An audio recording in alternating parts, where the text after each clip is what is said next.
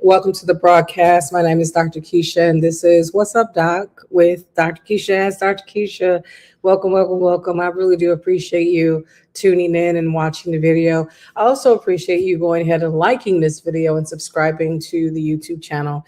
I really do appreciate your support. So listen, let's talk about it. Let's really have the much needed conversation, all right? There's a lot going on. There's a lot of conversation that is being sparked nationally and maybe even internationally about self-defense, about race, about the justice system. What is justice? Is it just us? What's going on with that? So let's have the conversation. But I really wanted to ask the question before really diving into the details surrounding the case. The question that I wanted to pose is who is Karmelo Anthony? I kept seeing his name in the headlines, right? And I automatically assumed that it was the Karmelo Anthony, the Karmelo with the C, not with the K, which is the NBA, star from New York. But I was wrong. I did not know who they were making reference to until it was too late. I think I might have maybe like the last week when they were, the jury was making a determination, what the verdict was going to be. And he was found guilty, and then they were going to determine, how many years that he was going to serve. So that's kind of like when I began to get into it, unfortunately, which was towards the end of this. But I have a strange way of thinking. It's maybe a meta thought, but what if God has a plan, right? What if God has a plan? Come on, let me cook. Keep riding with me. All right. I'm getting somewhere. This is what came to me as I was watching other blogs and podcasts concerning this conversation. And, my spider senses, I'm not even going to hold you, began to tingle when I got wind of this. I'm like, something's off with this case. Right. So let's have the conversation. I'm sure that I'm not the only one that who did not know who Karmelo Anthony is or was. And so let us share. So first and foremost, he comes from a family. He is the oldest son, raised in a stable household of both his parents. That is Andrew, Anthony, and Kyla. They're being described pretty much on social media to be a pretty much tight-knit Christian family, strong in their faith and strong in accountability, right? During the incident, he was 17. Now he's 19. But when he was 17, he wasn't a troubled youth. As a matter of fact, he was an exceptional student and athlete at Centennial High School. He maintained a 3.7 GPA while serving as a captain of both the football and track teams, all right? And also during that time, he had a wonderful work ethic. He showcasing his discipline. He balanced his rigorous sports routine and schedule along with working part-time, to help, again, build his independence. So he wasn't like this entitled, young person and in this tight-knit two-family household and getting all the things and not working. No, he actually had a job while participating in these extracurricular activities. You know what I mean? And so being raised in this strong foundational home, stable home. In addition, I don't know exactly when this was, but feel free to look it up and I'll try to do my best to find the reference to that. But he's also a hometown hero. There was a situation where he saved a young girl's life, right? So again, this is the background. On the day of the altercation, it was during a track meet. Mind you, he's the captain of the track team. And this was April 2025, again, at a multi-school track meet. And again, I had a son that ran track and we participated in those meets, right? He placed third. Shout out to my son. So there was a sudden rainstorm during that time, which forced the students to seek shelter. Karmelo steps into a tent, and I believe he asked permission to go in that tent, if I'm not mistaken. And this, again, is coming out like, again, it's interesting how the facts are coming out after the case, which is weird to me, and how none of these things came forward when it needed to come forward. But it appears during this time that he was invited into that tent that belonged to a rival school. And then things begin to escalate. But prior to the escalation, based on a video that the school, mind you, the school has the original videotape. Their school is the one that taped the grounds or whatever, you know what I mean? And so the school has tape, and they still have the tape. The DA was able to get a copy of the tape, and what they did was they edited it. And they showed whatever bits and pieces of the tape they wanted to show. One would even say beyond edited that there was some other things going on where they blurred the lines, right? Again, only highlighting what they wanted to highlight in that videotape. But the school has all of the tape, and I think it was like 11 minutes. And whoever wanted to see the tape, this is what's happening as of current, right? After the verdict, the school released the tape, and community members can sign up and request to see the tape, and they were allowed to see the tape. The school refused to release the full tape to the DA because they felt as if some funny business would happen. And when you look at the tape based on the testimonials, they don't match up. I'm talking about the real original tape, which was 11 minutes long. And in that 11-minute long tape, you see this, again, positive interaction between him and some students underneath a rival tent. It was cool. It was positive. He was invited in. He went in there, you know what I mean? And then it began to escalate. And then also in the tape, it shows that it was multiple kids that were trying to get at him, that it wasn't like a one-on-one, but there were several kids trying to get at him. And this is based on, again, the school's video that the school owns, that they're allowing people to see. And based on all these folks that went in to see it, they're actually being interviewed, and they're sharing like, wow, this is something. This backs up the claim of self-defense, because it shows him being ganged up on. And it shows like a physical swarm of several students trying to corner him. So it backs it up. And that's just the sad and unfortunate part about this. So let's go back. And again, unfortunately, there was a young man who, also 17 at the time, also one of the young men that was running track from the alternative. I don't know exactly what school he attended, but unfortunately, he was the aggressor, and he was, I would like to think, accidentally murdered. Now, there was a conversation about a knife. And again, it's so interesting how things are being framed and then the truth.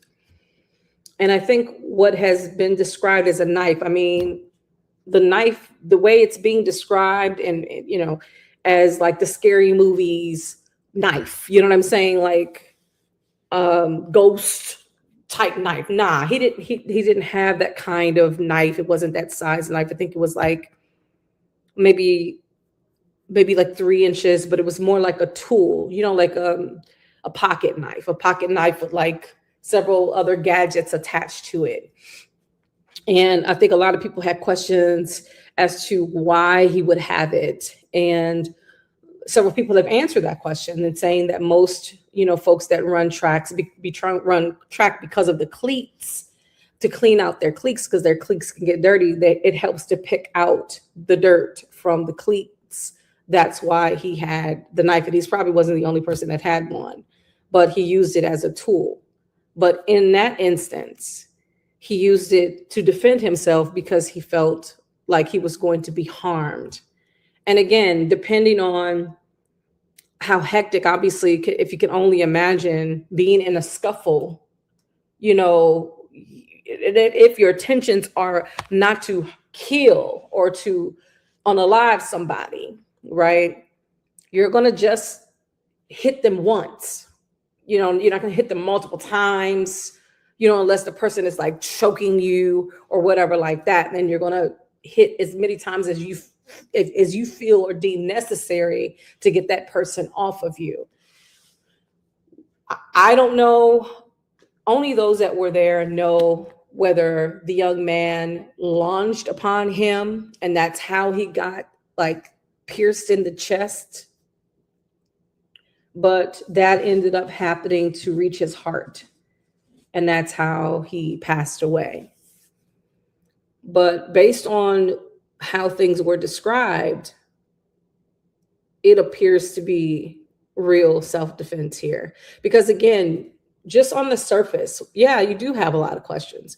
And my questions have always been, since the moment I heard about this particular case, was I need information with regards to the case before I can really make a ruling for myself, to make a judgment for myself. I need the details of this case. What is the details? And it just seems like nobody really had any concrete details of the case, other than his attorney, which is Karmelo's attorney, did not do a good job at all. As a matter of fact, one would say that he didn't do his job. There was no closing remarks. There were, if any questions were asked, maybe one or two, there were no objections made. So he barely defended. He did not have any, even though it was said that the parents paid for, special counsel to come in, specialists to come in and lend to the experts, that they paid for them, that they weren't called upon to testify, and it appears as if the attorney just got the money and ran. Like right after everything was said and done, he bounced, And so it just makes my heart so sad to know this stellar young man. And most people go to the history of these type of situations and they try to pull out the worst of their history. But here's a situation where you can't even do that, because there is no sketchy past. This young man was stellar, on his way, right? And then this incident. But I want to frame it in this way. What if God has a plan? I know this may sound weird, but what if God has a plan? Several things have come up since the verdict. Several things. The first thing that came up is the shadow past of the DA and the judge. Unfortunately, which again raises questions about the fairness of the Collin County judicial process. The district attorney, his name is Bill, last name spelled Wirskye. Is it Wirskye? Highlighted the public allegations and accusations of sexual harassment surrounding his office and his leadership. So unfortunately, he does have allegations of personal misconduct. And this is the individual who is trying the case. He does have allegations on file. Okay. And then as far as the judicial branch, right, the judge, it says that he has a disturbing past as well, where he has accusations of molestation and misconduct floating around. So again, there's questions of, if your life, your personal life and your professional is of question, then, maybe you should have recommended them go somewhere else. And maybe, just maybe, the injustice that's happening with this case is helping to bring forth the light or to light these things that are happening in the background, these controversial things that are surrounding these key figures. And I believe the judge, he did an interview and he's claiming he's going to retire. Yeah, you kind of need to. You probably should have got sat down a long time ago if you have accusations regarding some type of misconduct involving minors, allegedly. Yeah, and if you didn't, because you know what, and to me, it's the audacity, because these people with these type of mindset, and these aren't hypothetical. These are not hypothetical things. These are not make-believe or made-up stuff. These are real things. And what if God is using this situation to highlight what's really going on in this community? And my hope and prayer is that, number one, that justice be served and that him and his family live a life very comfortable after this, because an appeal needs to happen. Because now we have the real videotape that's actually 11 minutes long that actually tells the story, right, of what really happened. And what's interesting is that they said that the video that was that the jury saw during the case, as the case was being presented, that they could barely see what was going on. They claimed they got an expert to describe to the jury what was going on in the videotape, where when parents went to go see the videotape at the school, they didn't need no explanation. They were able to see with their own eyes all the things, all the going ons. They were able to see just fine what happened from beginning to end. There might have been some things that were questionable, but what wasn't questionable was the mere fact that he was being ganged up on and that it wasn't just a one-person thing. And then when you compare the sizes of these individuals, I believe Karmelo was very small in stature in comparison to the young man that was unfortunately unalived, and his twin brother, and the others that were going at him at the time. So if he's small framed, I think he was like 130 something pounds, 5 something feet.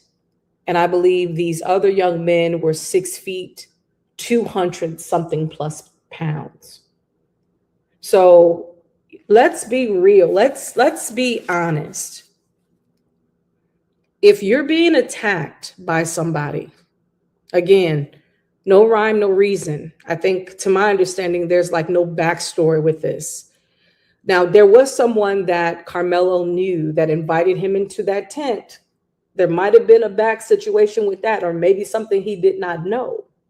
Because what it seems as if there was a setup that happened. And it might happen because how people are just not really your friends, but you think they're your friends. So I feel like the person that invited him in knew what type of time these other people were on, and he set Karmelo up to be harmed. Because maybe he didn't like something. Maybe something who's to say? Like, heaven knows, right? To my understanding, Karmelo was dating the cousin of the person that invited him in. So maybe the cousin didn't like the fact that Karmelo was dating his cousin. Who's to say? Who is to say? But what's also sad, and also came to the forefront of this, is that there were no identifiable Black jurists that participated. I would say definable Black jurors, meaning, because they put everybody in certain boxes. I would say most people were Caucasian, identified as white. They were not, they might have been minorities, but I'd probably identify as white. All of them. There was probably no one there that identifies themselves as Black. Because it was another person that I was listening to, and they said, well, that's not true. There was a non-white. If you're looking at the Hispanics, even the Hispanics have an option to choose white. There are white Hispanics, and then there are Black Hispanics. So I want to say either they were white or white adjacent. I don't believe any of the jurists on there identify to be Black. And then that goes to question, well, we're supposed to be tried by the jurists of our peers. We're supposed to be tried by our peers. If there's nobody that's of color, specifically Black, then no, or someone that identifies to be of color, because again, the question then it's a more of a mental, because we know that it's a social construct. Let's be clear, like this is not God's doing. But according to those that sat on that jury, they didn't identify as Black. I'm almost confident of it. I'm sure they probably might even have asked them, how do you identify yourself? Oh, white. Okay, so either they were white adjacent, or they were white, or they were Caucasian, period. There was no Black associated Black people on that jury, unfortunately. So for many, that's an issue. Now, if we didn't have the type of history that we had, then of course we wouldn't raise these questions, right? But we cannot away with our present situation, because racism is alive and well, or the history of this nation. Like, unfortunately, we can't do that. We unfortunately, these situations bring up the history, right? It emphasizes the need for legislation, especially that protects Black people specifically, not Black and brown, Black people. Because it's clear that when it comes to justice, it's not for us, it's just for them. It's just for them. Justice for just for them is just for them, not for us. And is blind to people that have melanin, obviously, more melanin than most. And that is a problem. So now this young man who I heard they quickly and swiftly got him to the prison. Generally, they take time with the processing. Generally, they take weeks. But it seemed like to me they tried to expedite this. Could it be that the father of the youth that unfortunately was unalive, that his uncle, cousin, maybe uncle, worked at the prison that they were initially going to send him? Wow. See, that's why you have to be careful in these towns, because you just don't know who's connected to who. And I would tell my children all the time, because this reminds me a lot of, my sons. They obviously are Black. And, when they got in trouble, which was few and far in between, but there were moments, I tell you, where the police was once involved, and he didn't even start it. They started it. The person initiated the violence piece of it. It was just words at first. And then the individual escalated it and got violent, hit my son first. And though that person was much larger than my son at the time, but my son got the best of that person. And because my son got the best of that person, after the person started the physical aspect of that in that situation, then they wanted to involve the police.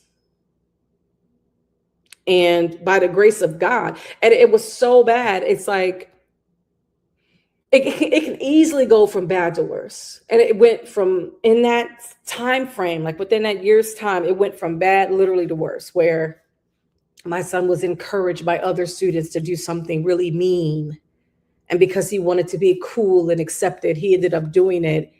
And then when everything came to light, they didn't punish anyone else, because these were other kids that were non-melanated. They were white kids. They were not punished. My son was the only person punished. And not only did they punish him, but they were excessive. He was suspended for 6 months. Now, mind you, I didn't have any money at the time, so I couldn't get an attorney or whatever. So we kind of like try to work it out. And it got so bad where they wanted him to go to an alternative school. They didn't really want him at the high school for fear that it just went, like I said, from bad to worse. And we made an executive decision. It's like, you need to go and stay with your father. He stays in a different district, which I happened to work. And it's so funny because I worked for both districts, and I ended up quitting the one district that we lived in. And I ended up focusing on the district only that my son now was moved to. And then I happened to choose an assignment, that was at the same high school that my son, so that I can keep a close eye on him to make sure that he stayed out of trouble and that he graduated from high school. And again, hindsight being 2020, how all of that stuff could have went a whole nother way. He ended up graduating from high school. He ended up getting accepted to a college, and he just graduated last month. To God be the glory, from college. But if everything would have happened where, let's say during that incident, not only, again, did they try to bring in the police, but the police believed everything that they said, and he would have had to go to court, and then he would have had to go to juvie, and it could have, turned his mind and did a number, and it could have just went the whole life could have went another way. And mind you, I'm a minister, and my son's father's a minister. And and looking at the dynamic of Karmelo's family, and their family being, heavily Christian people. And so people said, well, how could you be a believer and stuff like this happens? Life can happen to anyone, whether if you're a strong people of faith or not. Life can happen to you. But what if God has a plan? What if God wanted to use this situation to shed light, the darkness, to shed light into the darkness that was happening in that community, within their judicial system, within their criminal justice system? What if God wanted to do that? Bringing up the serious accusations of molestation and misconduct floating around the judicial environment of their local system with the judge, bringing up the public allegations of sexual harassment surrounding the DA's office and his leadership, questioning the moral authority and objectivity of a prosecutor's team, pushing a life sentence when he has his own personal misconduct allegations. What if the situation is being used to shed light? This is my hope and prayer. My hope and prayer is that they get the best of the best to work on that appeal.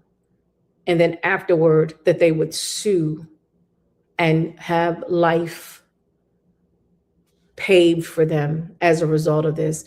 I am praying for a double for their trouble, and that Karmelo will be allowed to continue on with his life free and pursuing whatever goals and whatever purpose that God has called him to. I pray that his heart be covered during this time. You can't have a hardened heart, young man. I pray that the Almighty will keep your heart pure, because I believe you meant well. You meant well when you told the truth. You said, I harmed somebody. That was not my intention. I believe you. We believe you. We believe your intention was not to, and I'm sure you're wrestling with that, and it's haunting you. The mere thought that you took someone's life when years and years ago you saved somebody's life. That just doesn't seem to be your heart. It just doesn't seem to line up with who you are. And we don't even know you, but based on how you've lived your life up until this point, especially at this young of age, you seem to be a stellar young man. We believe in you. And we are fighting for you. And this is how we're fighting. If we can sow, we will sow, right? Meaning money, cool, we will help, we'll support. And if it's not that, we'll talk about it. We'll talk about the details of the case. We'll spread the truth concerning the video that has come out, the fuller video that has more of an explanation as to why these things happen. He did not testify on the stand because in these cases, it is totally up to the DA. It's up to them to prove their case.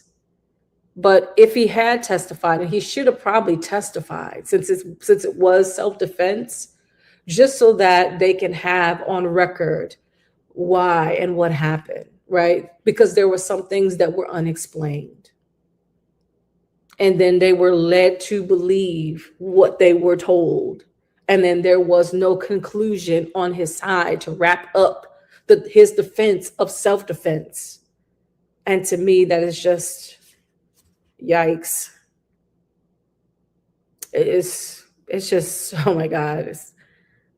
horrible. So, of course, I am praying for the Anthony family, praying the strength. Mom, of course, I know, my God, I know. I'm praying her strength. I'm praying for Karmelo's strength, mentally, emotionally.